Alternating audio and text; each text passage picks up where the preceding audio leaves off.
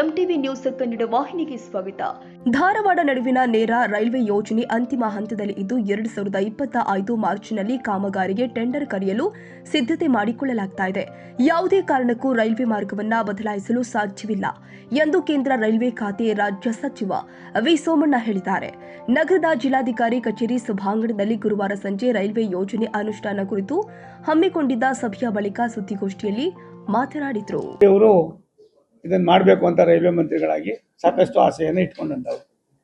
ಸುಮಾರು 73 ಕಿಲೋಮೀಟರ್ ದೂರ ಇದು ಮಾಡೋದ್ರಿಂದ ಡೈರೆಕ್ಟಾಗಿ ಲೈನ್ ಬರೋದ್ರಿಂದ ಸುಮಾರು 1.5 ಗಂಟೆಗೂ ಮೇಲ್ಪಟ್ಟು ಸಮಯ ಉಳಿತಾಯ ಆಗ್ತದೆ, ಜನರಿಗೂ ಕೂಡ ಅನುಕೂಲ ಆಗ್ತದೆ ಅನ್ನೋ ದೃಷ್ಟಿಯಿಂದ ಮಾಡಿದ್ರು. ಒಟ್ಟು ಇದಕ್ಕೆ ಬೇಕಾಗಿರ್ತಕ್ಕಂಥ ಜಾಗ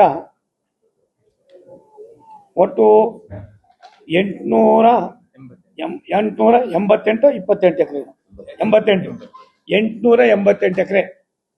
ಅದರೊಳಗೆ ಹುಬ್ಬಳ್ಳಿ ಧಾರವಾಡದಲ್ಲಿ 228 ಎಕರೆ, ಬೆಳಗಾವಿಯಲ್ಲಿ 600 ಎಕರೆ. ಇಲ್ಲಿವರೆಗೂ ಯಾವುದೇ ಭೂಮಿ ಕೂಡ ಹಸ್ತಾಂತರ ಆಗಿರಲಿಲ್ಲ.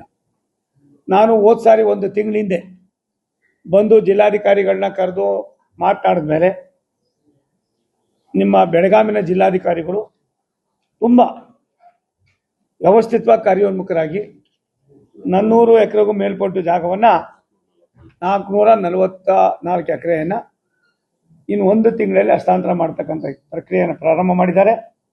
ಇನ್ನು ಉಳಿದಿರ್ತಕ್ಕಂಥದ್ದನ್ನು ಕೂಡ ಎಲ್ಲ ಹಂತದಲ್ಲೂ ಕೂಡ ಅದನ್ನು ಕೂಡ ಮಾಡ್ತಕ್ಕಂಥದ್ದಕ್ಕೆ ಇದಾಗಿದೆ. ಜನವರಿ 25-26ನೇ ತಾರೀಕು ಒಳಗಡೆ ಬೆಳಗಾವಿನಿಂದ ಬರ್ತಕ್ಕಂಥ 600 ಎಕರೆಗೂ ಮೇಲ್ಪಟ್ಟು ಜಾಗವನ್ನು ಹಸ್ತಾಂತರ ಮಾಡಿ. ತಾಜಾ ಸುದ್ದಿಗಾಗಿ ಎಂಟಿವಿ ನ್ಯೂಸ್ 24x7ಗೆ ಸಬ್ಸ್ಕ್ರೈಬ್ ಮಾಡಿ ಮತ್ತು ಬೆಲ್ ಐಕಾನ್ ಅನ್ನು ಒತ್ತಿ. ತಪ್ಪದೇ ಲಿಂಕ್ ಶೇರ್ ಮಾಡಿ.